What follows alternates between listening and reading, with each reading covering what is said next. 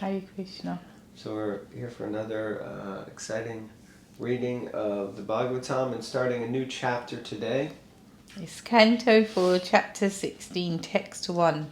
Praise of King Prithu by the professional reciters. So if you remember correctly, if I remember correctly, he wasn't happy with being praised for something that hadn't happened yet. So because he was only kind of newly born, and now it's looking like they got some professional reciters in to Rub it in. rub it in. Om Namo Bhagavate Vasudevaya. Om Namo Bhagavate Vasudevaya. Om Namo Bhagavate Vasudevaya. Text 1. The great sage Maitreya continued, while King Prithu thus spoke, the humility of his nectarian speeches pleased the reciters very much. Then again they continued to praise the king highly with exalted prayers as they had been instructed by the great sages. Purport. Here the word Muni Kodita indicates instructions received from great sages and saintly persons. Although Maharaj Prithu was simply enthroned on the royal seat and was not at that time exhibiting his godly powers, the reciters like the Sutta, the Magadha and the Vandi understood that King Prithu was an incarnation of God. They could understand this by the instructions given by the great sages and learned brahmanas. We have to understand the incarnations of God by the instructions of authorized persons. We cannot manufacture a God by our own concoctions. As stated by Narottam Das Thakur, Sadhu Sastra Guru, one has to test all spiritual matters according to the instructions of saintly persons, scriptures, and the spiritual master. The spiritual master is one who follows the instructions of his predecessors, namely the sadhus or saintly persons. It's very windy outside. That's the wind, I don't know if you can hear it. No, stop now. It's very... A bona fide spiritual master does not mention anything not mentioned in the authorized scriptures. Ordinary people have to follow the instructions of Sadhu, Sastra and Guru. Those statements made in the Sastras and those made by the bona fide Sadhu or Guru cannot differ from one another. So yeah, that's one way they say to understand, when I was coming to the temple and to test senior devotees, gurus who you may be taking shelter of, and that was to see, listen to their classes for one thing, and then make sure what they're saying is similar, well not similar, is the same to what you're hearing in when you read. And also Prabhupada saying as well, to make sure it's all aligning, and if someone says something weird, it could be like, wait a minute. Guru, Sadhu, Shastra. Yeah, the three checks in devotional life. Reciters like the Sutta and the Magadha were confidentially aware that King Prithu was an incarnation of the personality of Godhead. Sorry, I have to interrupt now. Still don't know what the Sutta, Magadha, and the Bandi are. They're just people that are reciting. They're specific names. I think it's an important thing. It's supposed to be not important. That's why Prabhupada doesn't really elaborate on it. Well, I don't Clearly. think that's the case. So, don't get hung up, because you don't want to stop yourself going back to God, because you're like, no, I need to know this instead. Although the king denied such praise because he was not at that time exhibiting his godly qualities, the reciters did not stop praising him. Rather, they were very pleased with the king, who, although actually an incarnation of God, was so humble and delightful in his dealings with devotees. In this connection, we may note that previously, 4:15:21, verse 21 of the 15th chapter, Canto 4, it was mentioned that King Prithu was smiling and was in a pleasant mood while speaking to the reciters. Thus, we have to learn from the Lord or his incarnation how to become gentle and humble. The king's behavior was very pleasing to the reciters, and consequently, the reciters continued their praise and even foretold the king's future activities as they had been instructed by the sadhus and sages. So, lots of things that can be said, as always, but the thing that comes to mind is the scene or the scenario. So you have the sages and the sadhus, whom everyone respects and appreciates, and who basically are guiding the situation. The king, Prithu and Archie, who have just manifested, sorry, I'm getting the hiccups, who have just manifested from the bones of the previous king, that done by the sages and the sadhus who were chanting special mantras.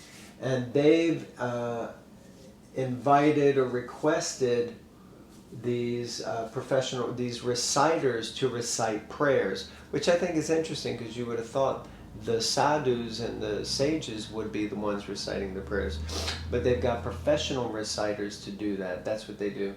Now I think in English terms, is this what a bard is? Is that what a bard? So in the kingdom they would have professional reciters also, or people who would speak choice poetry, or maybe bards, I guess, maybe would even sing songs. I know some of you are English, so if anyone has any insights on this. Yeah, but I just concurred. Trying to engage our community. Oh yeah, sorry, I didn't concur. Lord have mercy. Okay. And if anyone knows Sutta, Magda, and Bandi. No one knows. Everyone knows. Somebody knows. Okay, everyone's got a nose. Alright, text 2.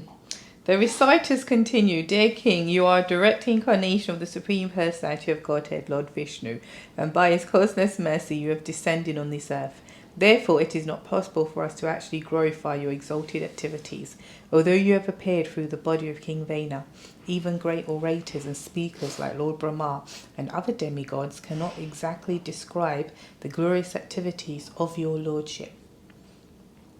Purport. In this verse, the word Maya means by your causeless mercy. The Mayavadi philosophers explain the word Maya as meaning illusion or falseness. However, there is another meaning of Maya, that is causeless mercy. There are two kinds of Maya, Yoga Maya and Mahamaya. Mahamaya is an expansion of Yoga Maya, and both these Mayas are different expansions of the Lord's internal potency. Expressions, but yeah. Different expressions. Oh yeah.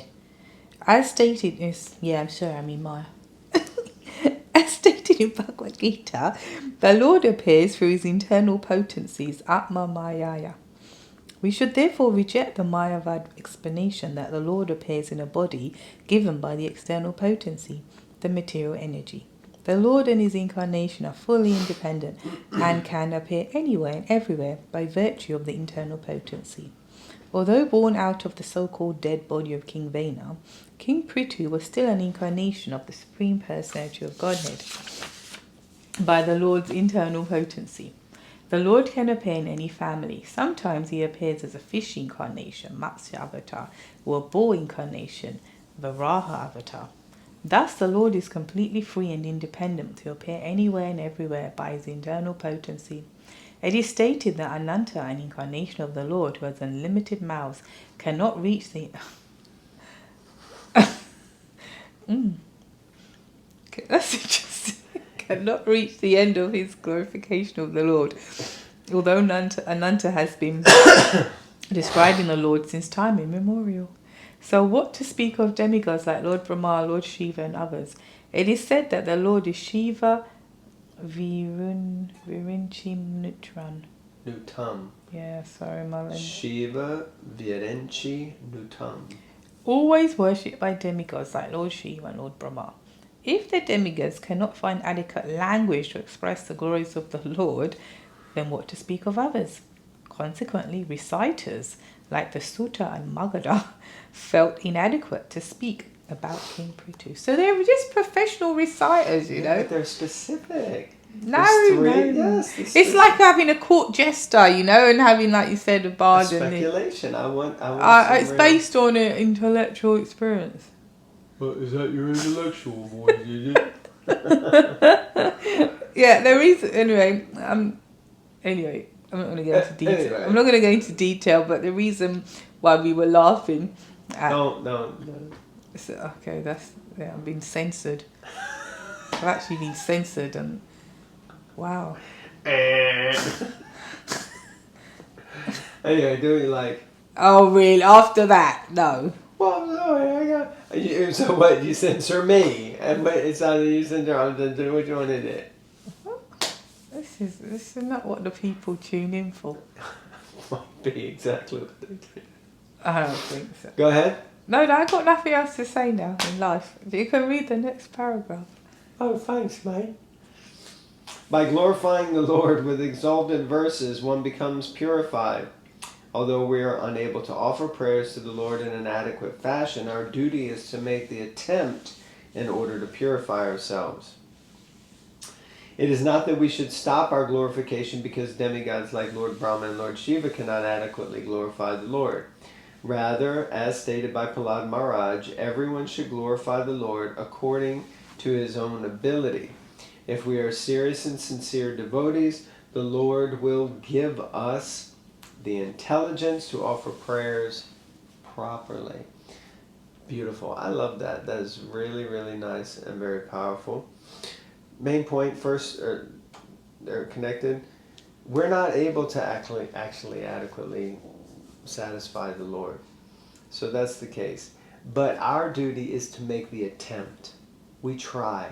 That's what Krishna reciprocates with. Our effort, our endeavor to attempt, not necessarily the success. And glorifying the Lord purifies us. It's not that it's actually ever going to reach the full potential of glorification of the Lord, but it's for our benefit. So we do that for our benefit. And if we're serious and sincere, those two important words often used by Prabhupada, serious and sincere, if we're serious and sincere devotees, then Krishna will help us like that. Okay, so I think we can finish there All right. for today. Thank you all very much for tuning in, and please forgive us for censoring anyone or doing anything incorrect. Fake news. We hope that you remain happy hearing these Bhagavatam Bites. Well, within amongst the censoring, yeah. I'll never hear the end of this, and that means you won't either, probably.